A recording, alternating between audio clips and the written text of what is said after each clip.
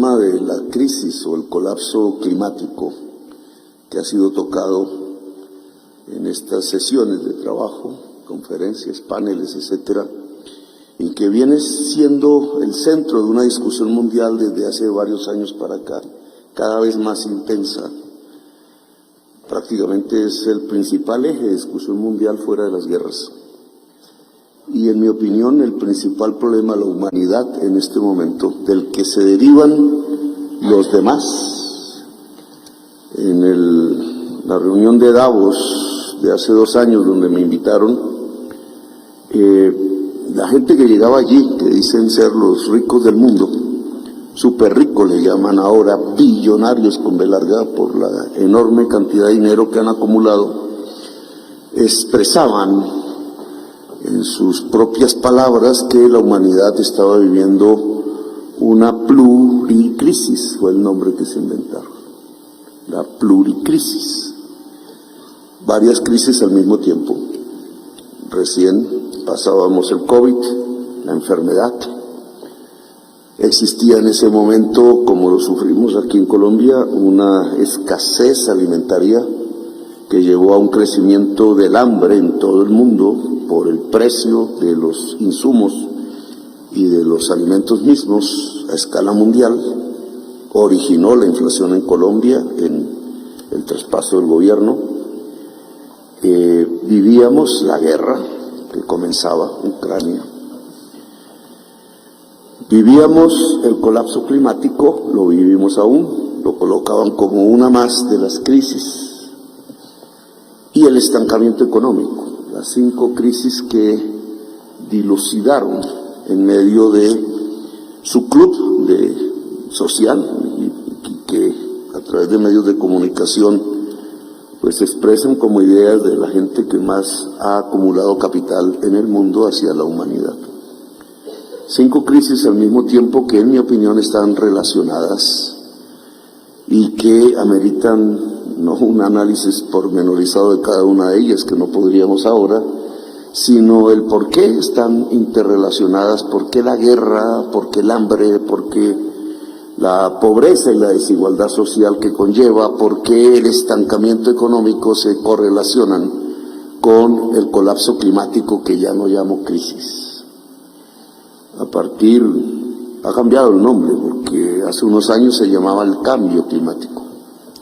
No daba la noción de lo que significa un simple cambio de clima que cualquier colombiano experimenta en un día, simplemente yéndose de viaje en su propio país, hacia el concepto de crisis climática, mucho más descriptivo de lo que pasa.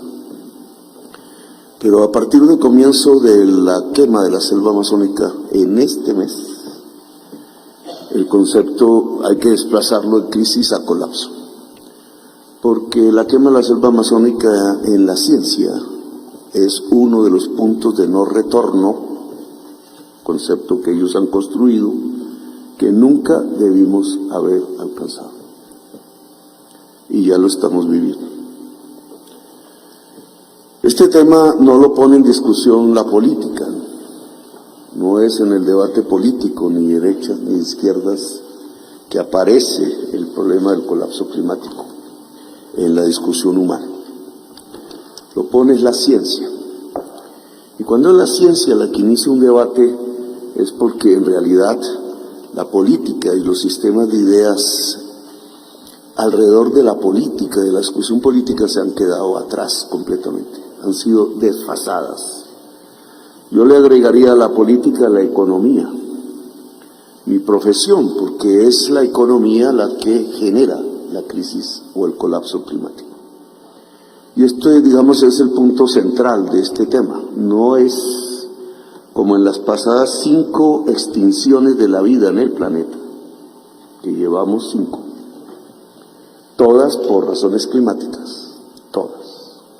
Algún tipo de especie se salva y sobre esa se reproduce el siguiente ciclo vital, hasta que llega un nuevo choque climático, desaparece y algo hace que aparezca una nueva especie, un nuevo sistema vital. Ha cambiado 5 y esta es la 6ª vez en el planeta Tierra. La ciencia esta vez, a diferencia de las 5 pasadas, establece que la causa está entre nosotros. Pero ese nosotros es, y fue un poco el tema de mi discurso en las Naciones Unidas hace una semana, hace unos días, es engañoso, es ideológico. Por ideología se entiende el sistema de ideas humana, no científica, que trata de legitimar una situación dada, sin que en realidad esa legitimidad tenga una base real en la ciencia, que es la única manera como hoy tenemos de acercarnos a la realidad. Hasta ahora como humanidad así lo hemos encontrado. Es la ciencia la que va prendiendo de alguna manera el farol y nos va conduciendo hacia saber qué es lo que nos rodea y qué somos nosotros mismos. Pues bien, aquí la ciencia lo que ha dicho es que esta sexta vez que el clima empieza a tener, según las investigaciones, una crisis integral, es producido por un nosotros que no somos nosotros. Un nosotros que va hacia el Club de Davos, que es el 1% de la humanidad. Su cantidad de consumo, su forma de producir para que ese consumo llegue, es lo que explica la actual crisis climática. Es un tema, por tanto, relacionado con la economía, y el primer paradigma que se rompe es precisamente el económico, pero a mí me parece que estamos ante una ruptura epistemológica total de la sociedad. El Papa Francisco le llama crisis civilizatoria. No es simplemente una crisis del pensamiento económico, que lo es, total. Se derrumba el edificio teórico de la economía. Ya se derrumbó. Por eso es tan silenciosa en estos tiempos. Hoy ya no existe el argumento económico para interpretar la realidad de hoy. Ahora explicaré un poco por qué. Pero tendrá unas consecuencias en general en lo que se han denominado ciencias humanas, ciencias sociales, probablemente algunas ciencias que ya dejaron de llamarse ciencias exactas.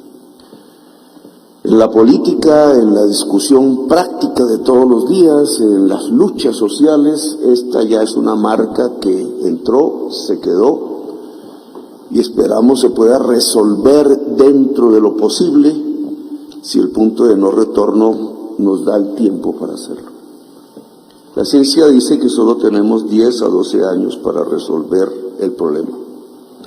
La resolución del problema no nos lleva al tiempo anterior. La crisis climática, por simple contabilidad matemática de las moléculas, es irreversible. Incluso, aun si apagáramos la economía mundial hoy, como algunas películas de ciencia ficción plantea, aún el mundo sería peor incluso dentro de un siglo. Porque hay un papel dinamizador dentro de las moléculas de gases en la atmósfera que perduran.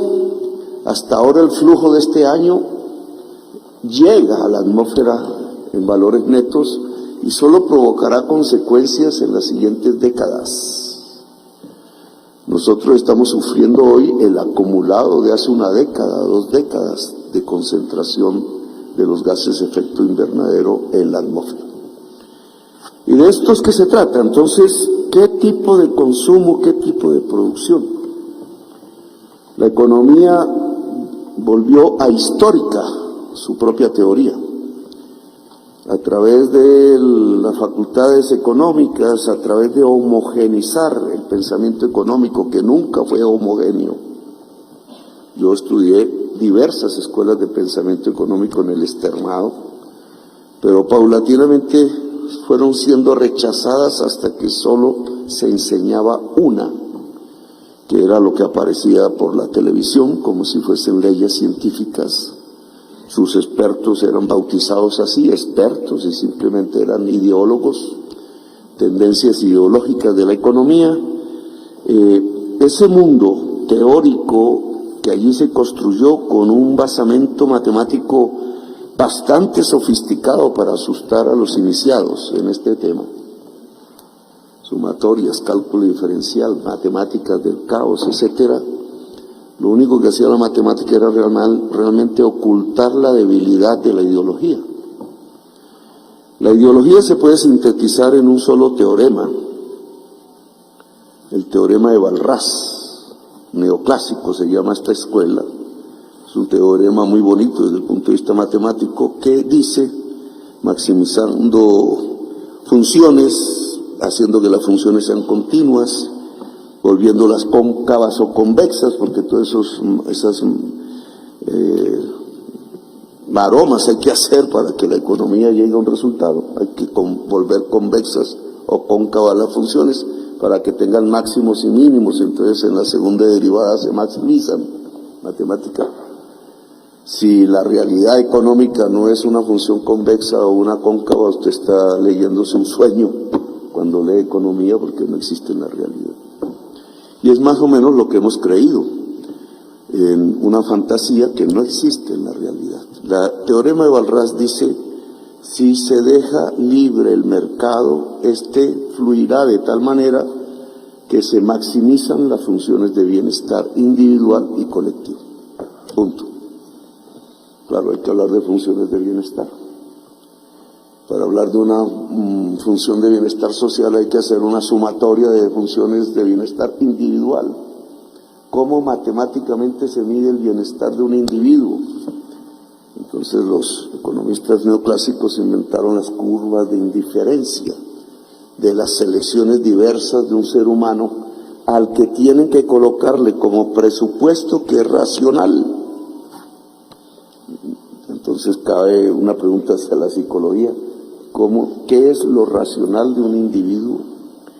Y tienen que colocarle como condición la plena información, etcétera, etcétera, para que el modelo matemático resulte en una matemática que dice que se maximiza, segunda derivada igualada a cero, la función de bienestar de un individuo y por tanto la sumatoria de igual cero hasta n igual toda la población de un conjunto social. Eso lo hemos creído durante los últimos 50 años. La lucha política de todas las naciones del mundo, desde 1990 para acá, los proyectos de política pública, muchos convertidos en leyes, nuestra propia idea interpretada por algunos juristas de la Constitución, etcétera, en Colombia, pero no solo en Colombia, en todo el mundo, prácticamente, se han construido sobre este teorema. Si dejamos el mercado actuar libremente, fluirá de tal manera que las funciones individuales de bienestar y la colectiva social se maximizan. Eso es así en la realidad. Pues lo que ha hecho la ciencia alrededor de la interpretación de la crisis o colapso climático es demostrar que esto es falso. Los economistas no hemos dicho, yo no lo he dicho, pero no hemos dicho en general, sino mentiras. Y han asesorado gobiernos en una política pública no con una ciencia, sino con una ideología. Y la ideología tiene que ver con algo que ya Aristóteles hace milenios había denunciado en sus escritos alrededor de la economía, porque la palabra se la inventó él, o casi se la inventa él, y es que existen dos clases de economía. Una a la que hay que llamar crematística, ese fue el nombre que le puso, que no es más sino la ideología de los negociantes, sirve para comerciar, y la otra que es cómo producir cosas para la vida buena de la humanidad, es lo que llamó él economía. Hoy tenemos 100% crematística y 0% economía. Y esa ha sido la forma de construcción de la política económica en el mundo. Y eso fue lo que detectaron los señores del Club de Davos cuando dijeron, ¿cuál maximización del bienestar? Estamos viviendo una policrisis, una crisis integral de la sociedad. Ahora, ¿a qué se debe? Si yo me escapo de esta cárcel teórica del neoclasicismo económico y vuelvo a mi semestre de universidad y estudio economía política, olvidada, encuentro las causas. Podría articular incluso una teoría de la economía política con la actual realidad y explicarla mucho mejor que lo que hace la teoría dominante de la economía. Por ejemplo, en aquel entonces se decía que en la historia había diversas formas de producir, que el modo de producción es histórico, tiene un inicio y tiene un final, no es eterno, y que en la historia se puede, investigando históricamente, encontrar en cada formación social concreta inicios y finales de modos de producción diversos, que han coexistido a veces y que no. Para no hablar de muchos del pasado, hoy estamos bajo uno, el modo de producción del capital. Nació a mediados del siglo XV, por ahí, XVI, y hoy es el dominante en todo el planeta Tierra, prácticamente el 100% de la superficie terrenal, si consideramos que China es capitalista, que es una discusión. El modo de producción capitalista, ¿qué reglas sigue? ¿Por qué no estudiar el capitalismo como se estudia un animal, como se estudia un fenómeno físico, como se estudian los planetas, como se estudia una célula, bajo una idea científica, descubrir sus leyes, encontrarlas, las fundamentales al menos? Esa fue el objetivo de la economía en el siglo XIX. Y allí se dieron unas interpretaciones a las que se les denomina economía política. Es la escuela clásica de la economía olvidada hoy. Y si yo retorno ahí a algunos de ellos, puedo encontrar una serie de tesis que me pueden ayudar a explicar el presente. Por ejemplo, el capital es un modo de producir mercancías, no producen nada más que mercancías para vender, obviamente, frase de perogrullo, toda mercancía se vende o se intenta vender para ganar más. El móvil es la ganancia. La ganancia, ¿de dónde surge? Discusión de corrientes económicas. Unos dirán del capital, otros dirán de los trabajadores y de su trabajo, que simplemente en una porción se enajena y va a parar al dueño de los medios de producción. Esa fue la gran discusión del siglo XX, no más. No hace mucho. Todo el siglo XX estuvo permeado por esta discusión, que no fue solamente teórica, no solamente libros fluían, sino cañones, guerras, heroísmos, denuncias, el mundo dividido en dos, la Guerra Fría, la posibilidad de una conflagración mundial de nuevo, nunca sucedió. Todo lo que hemos vivido hasta el año 1990, más o menos. La mayoría de aquí creo que vivimos esa época.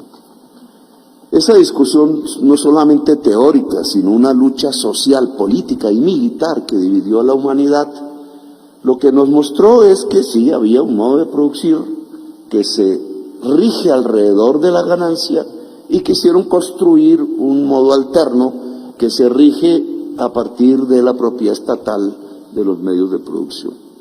El segundo cayó primero que el primero. El segundo no sobrevivió el siglo XX. El primero es el que hoy nos rige. Fukuyama dijo, cuando cayó el segundo, que se había acabado prácticamente la historia, porque pasábamos a un estadio de la humanidad en donde el conflicto iba a desaparecer y donde la libertad del mercado iba a garantizar el progreso, es decir, el teorema de Walras.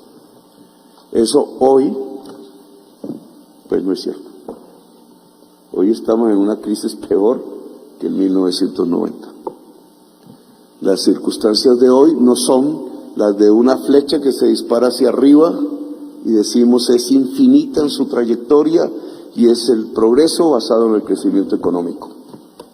Ese que es el paradigma de la modernidad contemporánea, no existe en la mente de la ciudadanía hoy en el siglo XXI en el mundo.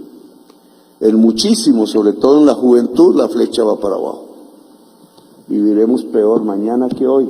Nuestros hijos vivirán peor que nosotros, nuestros nietos vivirán peor que nuestros hijos. Porque son los tiempos de la extinción, no los de la maximización del bienestar. Entramos a otro mundo diferente a Fukuyama.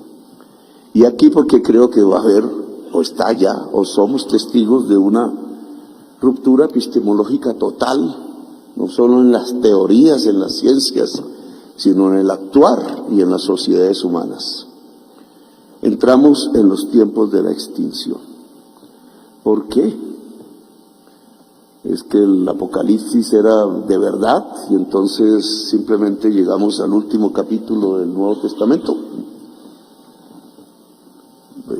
O la ciencia nos está diciendo algo aparte de la Biblia que coincide con la Biblia, entre otras cosas.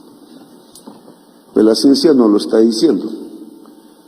Algo ha pasado en la atmósfera que permanentemente crece su acumulado de gases de efecto invernadero, que es CO2, metano y otros, unos más poderosos que otros, y en ese acumular creciente en los últimos 2 siglos y medio, el Sol cada vez queda más concentrado a través de su radiación en esas moléculas y se presenta un efecto invernadero o calentamiento global permanente, continuo, con su crisis, no es todo igual en toda la superficie, que trae como consecuencia un cambio planetario de los ciclos del agua.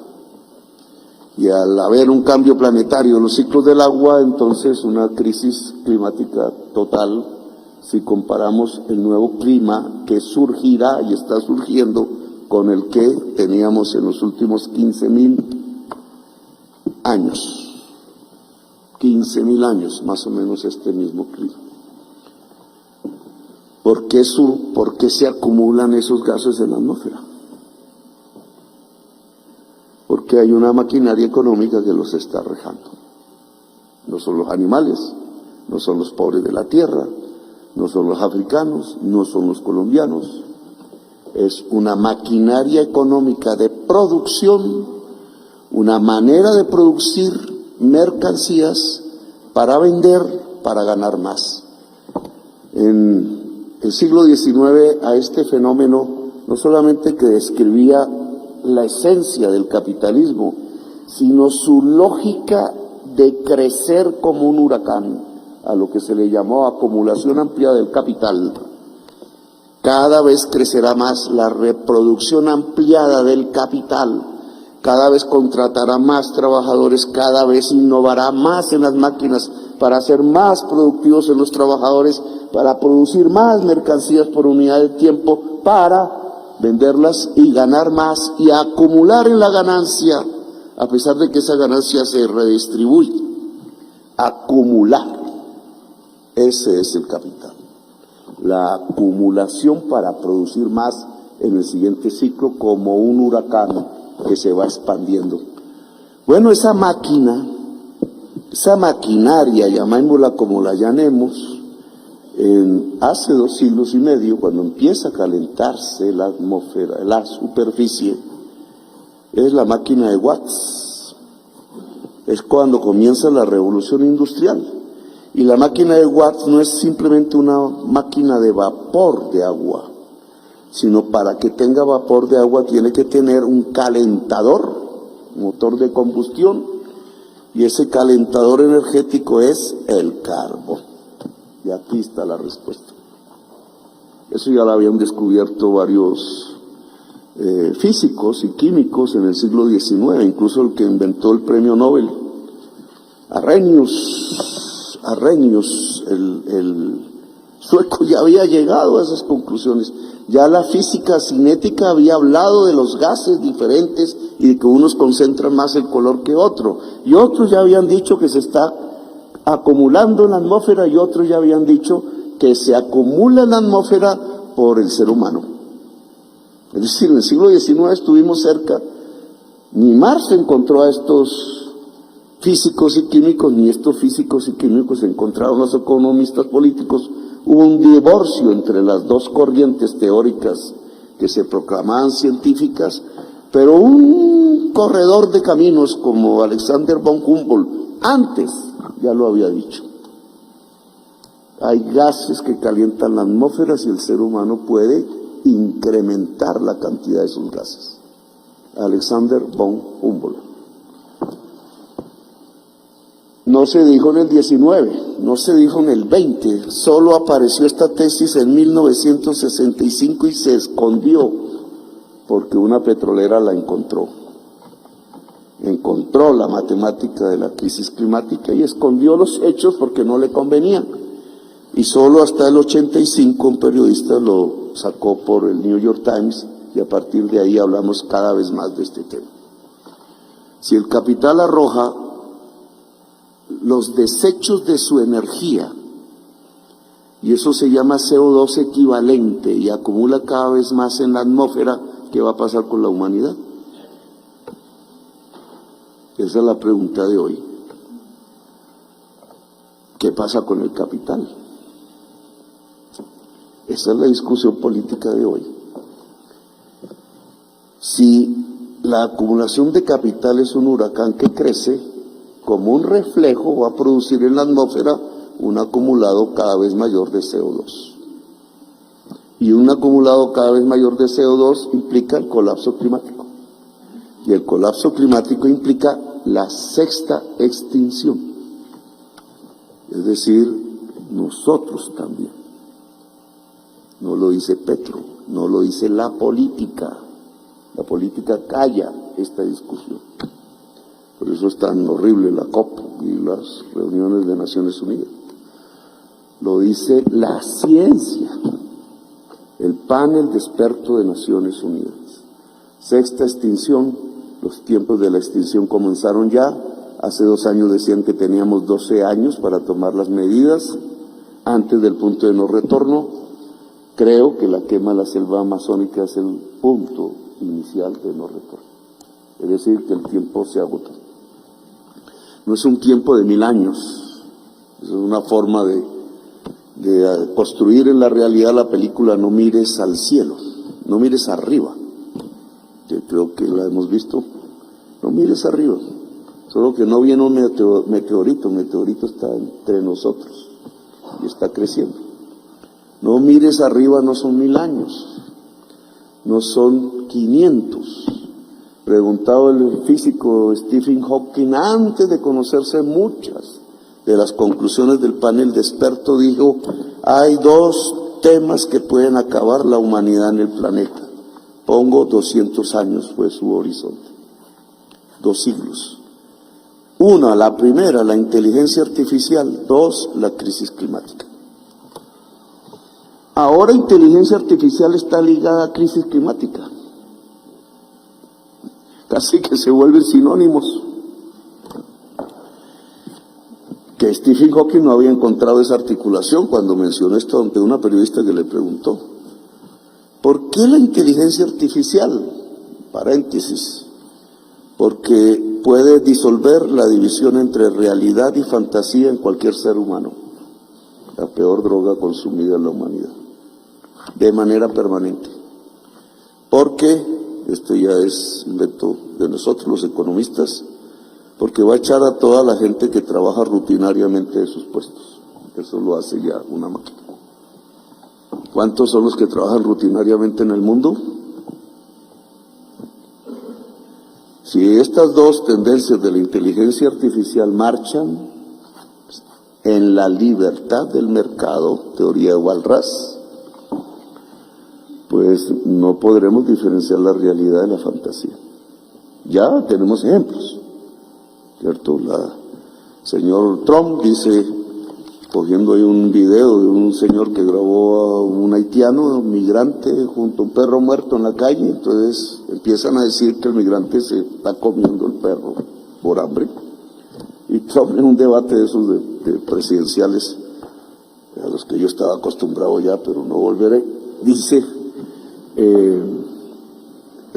Se van a comer los perros y los gatos y los animales de nuestra ciudadanía, los migrantes. Y pum, en Springfield, que vuelve a la realidad, entonces los señores blancosarios de allí van y cogen a los haitianos a golpes, palos, etc. Había pasado antes en Inglaterra con una niña que mató a alguien, que era un anglosajón, y le echaron la culpa a los migrantes musulmanes y casi estalla una guerra religiosa. Pero esto seguirá y seguirá si no hay un poder público mundial que sea capaz de separar o lograr que la persona separe la realidad de la fantasía en la inteligencia artificial. Eso hasta ahora no existe. Y dos, la renta, el profesor Ferrajoli me ha mandado este libro de regalo, que su hijo está aquí, Carlos. Los italianos he tenido una buena, yo soy ciudadano italiano, he tenido una buena interrelación intelectual porque tanto Gramsci como Negri pues me ayudaron a construir algo de mi pensamiento político. Ferrajoli, que estuvo aquí en Colombia, habla aquí de un concepto que viene trabajándose por el progresismo económico mundial, que es la renta básica o renta ciudadana o X nombres. Pues si van a salir centenares de millones de trabajadores, quizás más que centenares, de sus puestos de trabajo, por la irrupción de la inteligencia artificial, reemplazando el trabajo rutinario en un primer momento, ¿de qué van a vivir? Si yo me leo otra vez el tomo 3 del Capital, las crisis económicas, más me vuelve a enseñar aquí que estaríamos al borde de una crisis del capital a escala global como nunca la hemos vivido, porque miles de millones o centenares de millones de trabajadores dejarían de devengar, pasarían al hambre, habría una mayor productividad con la inteligencia artificial, es decir, nos llenaríamos de mercancías mucho más que antes. ¿Y dónde se venden? Crisis casi que estructural del capital, el borde del fin. Eso han anunciado el fin del capitalismo muchas veces, pero ¿en qué estado entraríamos ya? Porque esto es de ya, esto no es dentro de un siglo, ya. Pues una forma de resolverlo es que esa productividad que va a generar un excedente económico muchísimo más grande que el de hoy, en una parte tiene que irse a algún tipo de poder público mundial para repartirlo como renta básica y garantizar que el ser humano no muera de hambre.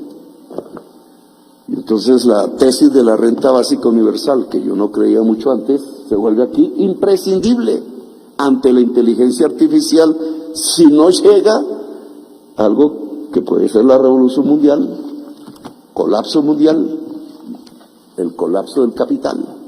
Una crisis económica como nunca hemos observado. Inteligencia artificial porque eleva la productividad y echa trabajadores, y entonces los dos extremos de la ecuación oferta y demanda se desequilibran completamente.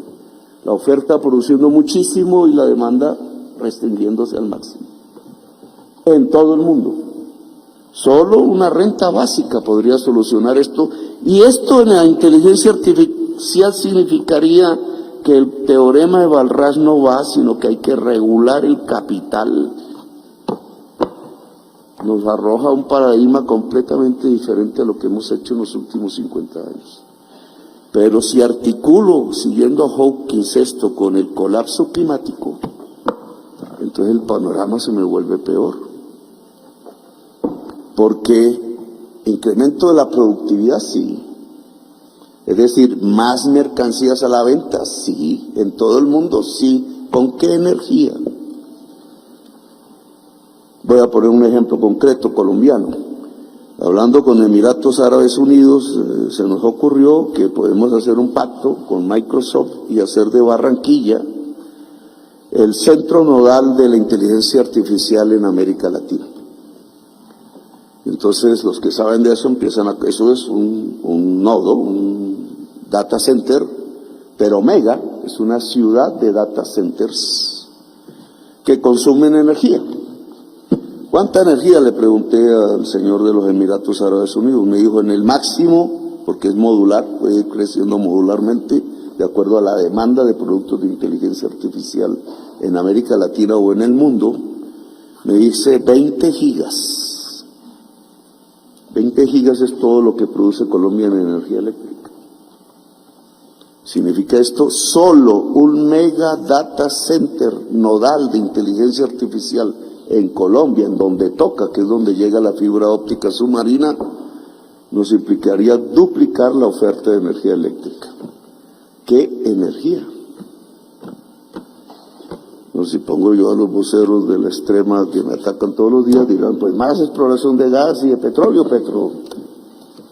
Sí, vamos a basar la inteligencia artificial en la energía derivada del petróleo y del carbón. Se acaba la humanidad. Los 200 años de Stephen Hawking se vuelven 50.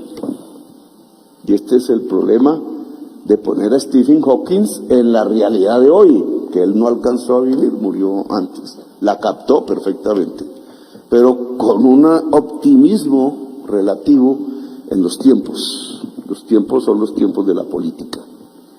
Si esto no son 200 años, sino 50, si llegamos al punto de no retorno, ¿qué?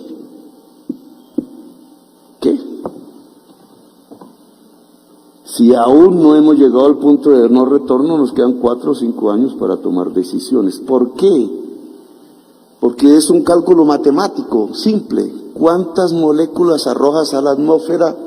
¿Cuánto te producen de calor en la Tierra? Eso puede hacerlo cualquier científico versado en este tema. Y ese calor, ¿qué produce? Ahí donde ya no cualquier científico empieza a fallar. Entonces nosotros podemos saber cuánto a través del crecimiento económico vamos a extrapolar a la atmósfera. Podemos saber eso en qué escenarios de crecimiento de temperatura general de la superficie de la Tierra puede llegar.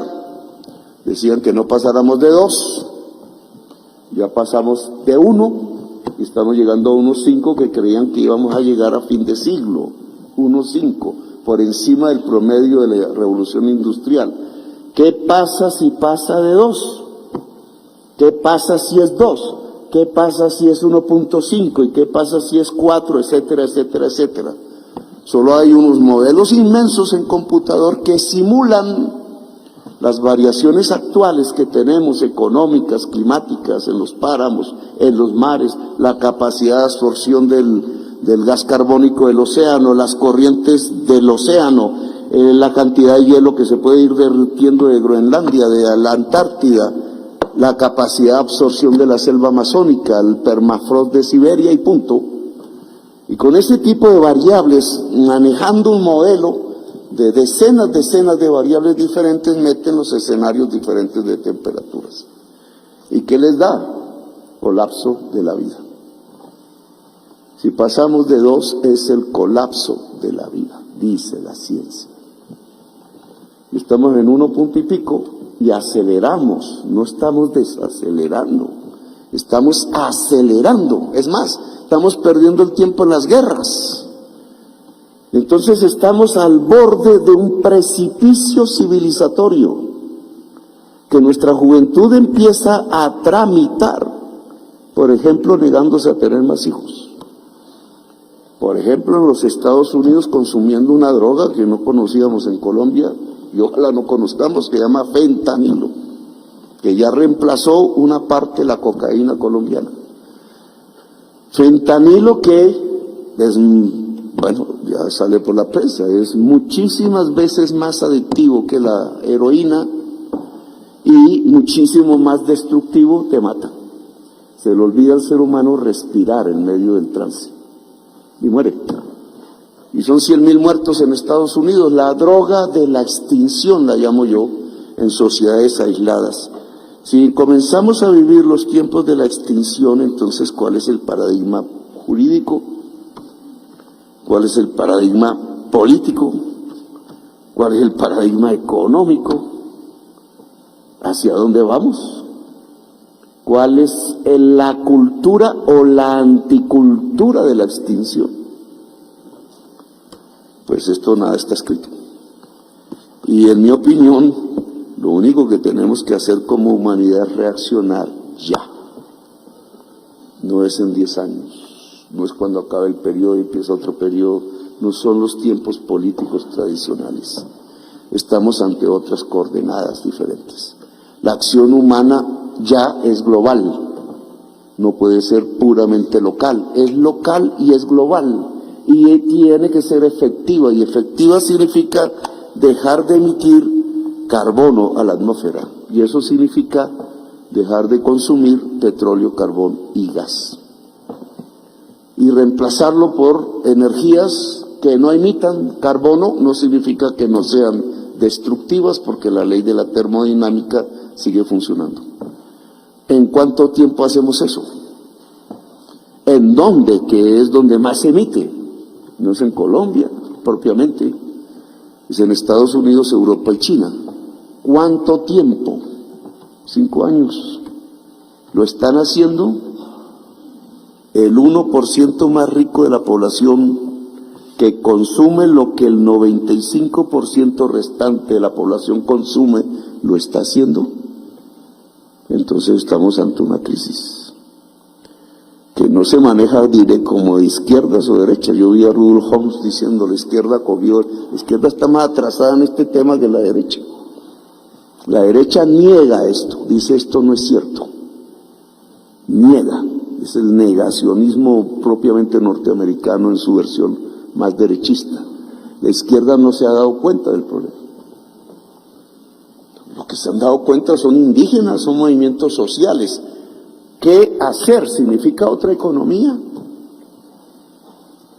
Y si me lo permiten, y termino con esto, otra tecnología significa otras relaciones sociales de producción. Me muevo solamente en el ámbito económico. Otras relaciones sociales de producción. Yo soy testigo, ahorita estaba en Montería inaugurando una granja solar de unos suecos, de 100 megas. A mí me ha tocado aprender algo de ingeniería eléctrica, 100 megas. Se pegan al sistema eléctrico nacional, al cable de las torres, y la energía se reparte en todo el país. Se paga para la ciudadanía a precio de gas. Es el gran error de la forma. No es un error, está interesadamente construida desde 1994 la fórmula de la generación de la energía eléctrica.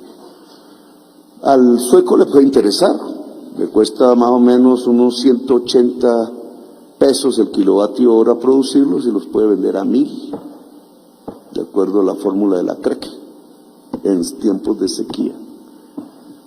¿De qué le sirve a la gente que vive ahí cerca? Que es la gente de Montería y Planeta Rica, ¿de qué? Si eso va es para Bogotá, Medellín, y si la energía que ellos van a comprar no es a 180 kilovatio hora que le cuesta al vecino de energía limpia, sino a la fórmula de la CREC, que le suma unos componentes, pone al distribuidor a jugar en bolsa y se tiene que pagar toda la especulación. Y entonces la compra a 1.500 pesos kilovatio hora. Mientras las relaciones sociales de generación, de producción de energía, sean de esto, que no fueron pensadas para las energías limpias, sean así, entonces teniendo el sol cayendo sobre la casa y sobre la cabeza y cerca del municipio para poner una granja solar que le daría energía barata a todos los habitantes de Montería, nuestras relaciones de producción vía normas llevan esa energía a ser distribuida nacionalmente y se vende al final al mismo usuario en Montería a 1.500 pesos kilovatio hora. Estamos en dos mundos diferentes. Un mundo de normas hechas para el libre mercado. O sea, para la falsa idea que así íbamos a alcanzar la maximización del bienestar. Hoy sabemos que es carreta. O unas nuevas normas, lo pongo como un ejemplo, unas nuevas normas que, mirando en qué consiste esa tecnología, que cualquiera de nosotros puede usar, cualquiera de nosotros puede ser un generador de energía eléctrica, Entonces lo lleve a esa realidad y cambia las relaciones de producción de la energía eléctrica en Colombia. Cualquier ciudadano, cualquier municipio puede generar su energía eléctrica y consumirla de manera muy barata sin ensuciar el planeta. Es un ejemplo apenas del recién vivido hoy en Montería.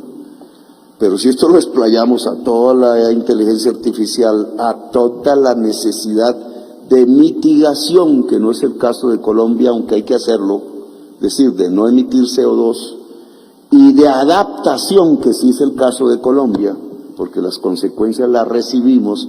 El hospital naval en Cartagena, junto a Boca Grande, se está cayendo así. La naval lo sabe, que yo les he dicho que lo cuenten, porque el nivel del mar ha crecido y el nivel freático del mar crece debajo y se llevó ¿cómo se llaman? Los pilares, los cimientos. Eso está pasando en toda Boca Grande. Eso está pasando en todas las ciudades costeras, empezando por Miami. Esto es de lo que más se habla, pero no es lo único. Ya está aquí el colapso climático.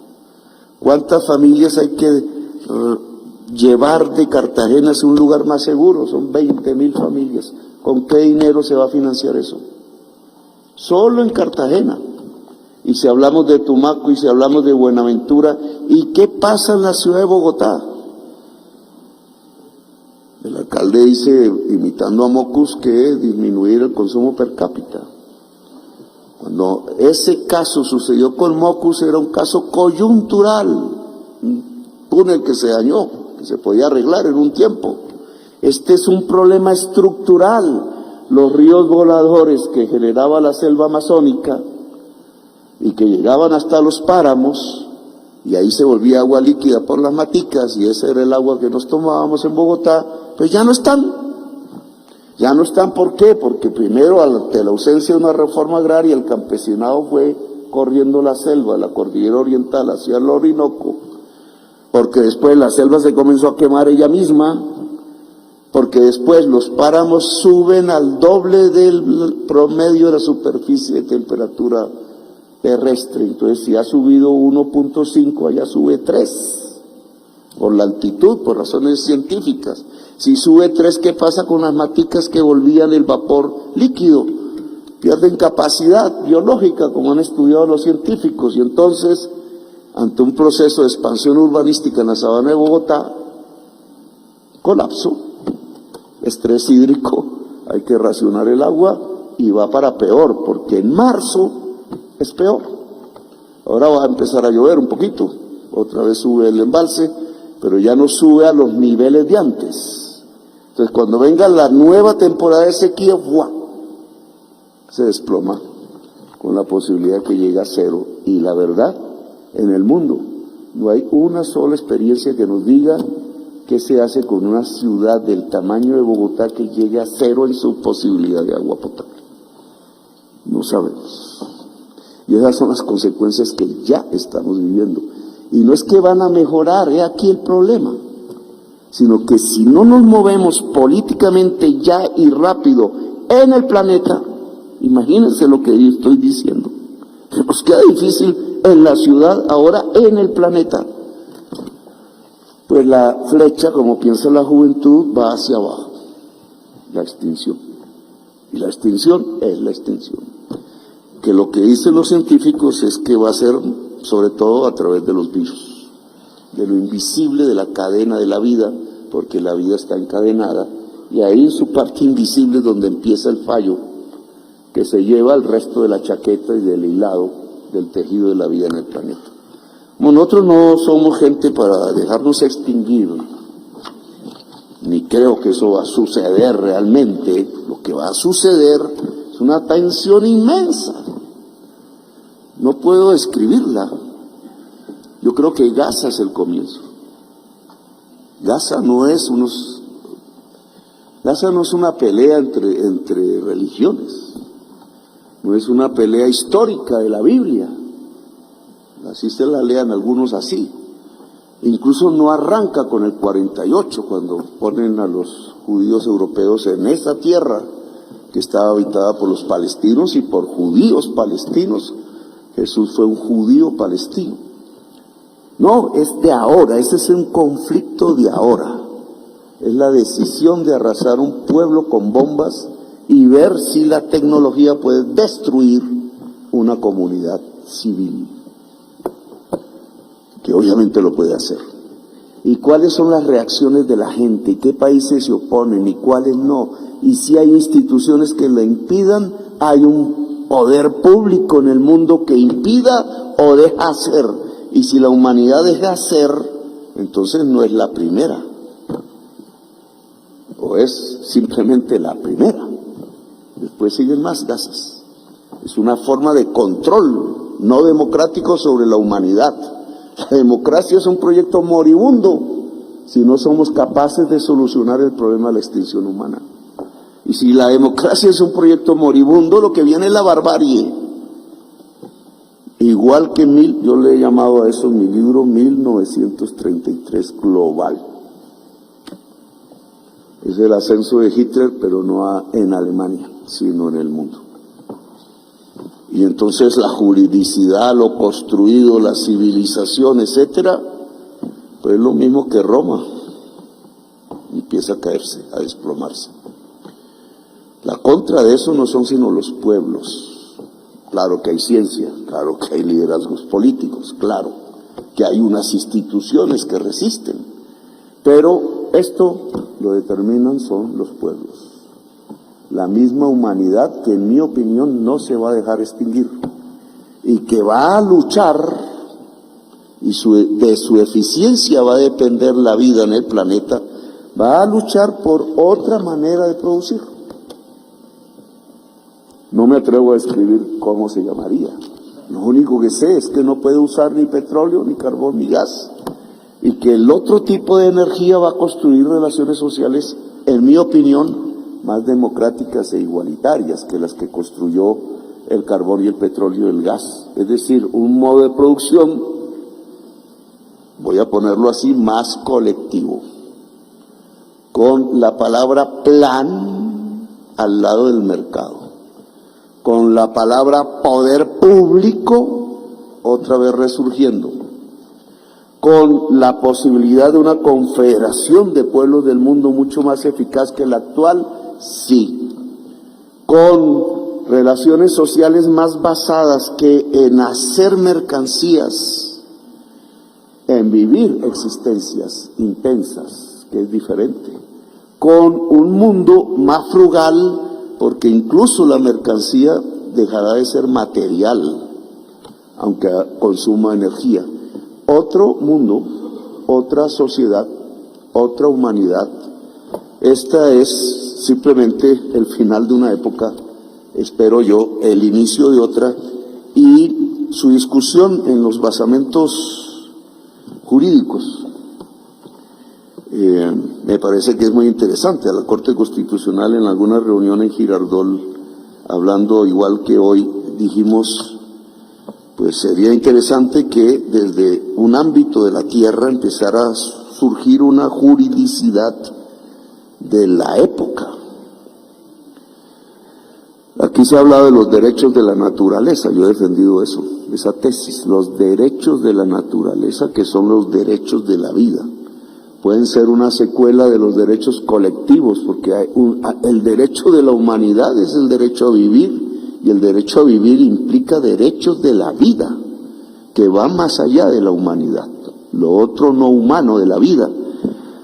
Eso es una juridicidad que hay que construir, no está escrita, no está en el Estado liberal, Estado de Derecho, no está en los tesis del Estado socialdemócrata o Estado social de derecho. Está por construirse la nueva juridicidad que permita que la humanidad sobreviva en el planeta. Me parece que es si yo fuese abogado, me interesaría mucho entrar en esa construcción conceptual del nuevo derecho frente a la extinción humana, el colapso climático, la inteligencia artificial y la preservación de la vida en el planeta. Gracias, muy amables, por haberme escuchado.